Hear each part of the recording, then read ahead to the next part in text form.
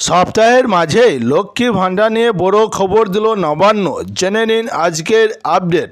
বন্ধুরা, আপনারা যদি আমার চ্যানেলে নতুন হয়ে থাকেন সাবস্ক্রাইব করে পাশে রেখে দিবেন। বছরের মাঝে রাজ্যবাসীর জন্য সুখবর দিচ্ছে নবান্ন। ভালো খবর লক্ষ্মী ভাণ্ডার নিয়ে কী জানাচ্ছে রাজ্যের মুখ্যমন্ত্রী মমতা ব্যানার্জি। জেনে নিন আজকের আপডেট। রাজ্য সরকারের দ্বারা রাজ্যবাসী নানাভাবে উপকৃত হয়। বিশেষ করে রাজ্যের মহিলাদের বিভিন্ন প্রকল্পের আওতায় এনেছেন রাজ্য সরকার। সেই প্রকল্পগুলির মধ্যে অন্যতম জনপ্রিয় প্রকল্প হল লক্ষ্মী ভাণ্ডার। এবার চমকপ্রদ খবর মিলল। এবার খোদ মমতা ব্যানার্জি দিলেন ভালো খবর।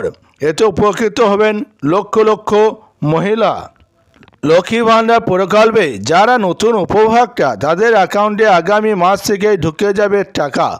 কত পাওয়া যাবে এই প্রকল্পে? তপশিলি জাতি উপজাতিভুক্তরা পাবেন 1200 টাকা এবং বাকিরা পাবেন 1000 টাকা। জানা গিয়েছে নতুন করে আরও 5 লক্ষ মহিলা নাম যুক্ত হচ্ছে লক্ষ্মী ভাণ্ডার প্রকল্পে।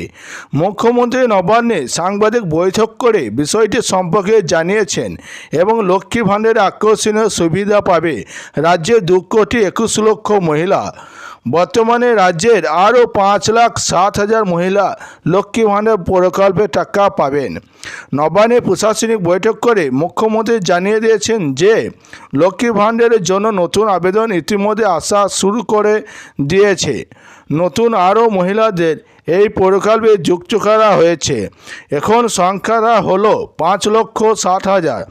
নতুন যাদের যুক্ত করা হয়েছে তাদের পরের মাস থেকে টাকা ঢুকে যাবে। রাজ্যের মহিলাদের এই সহায়তা দেওয়ার জন্য রাজ্য সরকারের বাড়তি খরচ হবে 54,000 কোটি টাকা বেশি। জানলে অবাক হয়ে যাবেন যে রাজ্যের লক্ষ্মী ভাণ্ডার প্রকল্পে উপভোক্তাদের এই প্রকল্পের জন্য মোট খরচ হবে 625 কোটি 20 লক্ষ টাকা। এতদিন পর্যন্ত রাজ্য সরকার লক্ষ্মী ভাণ্ডার প্রকল্পের 48,490 কোটি টাকা অনুদান দেওয়া হয়েছে।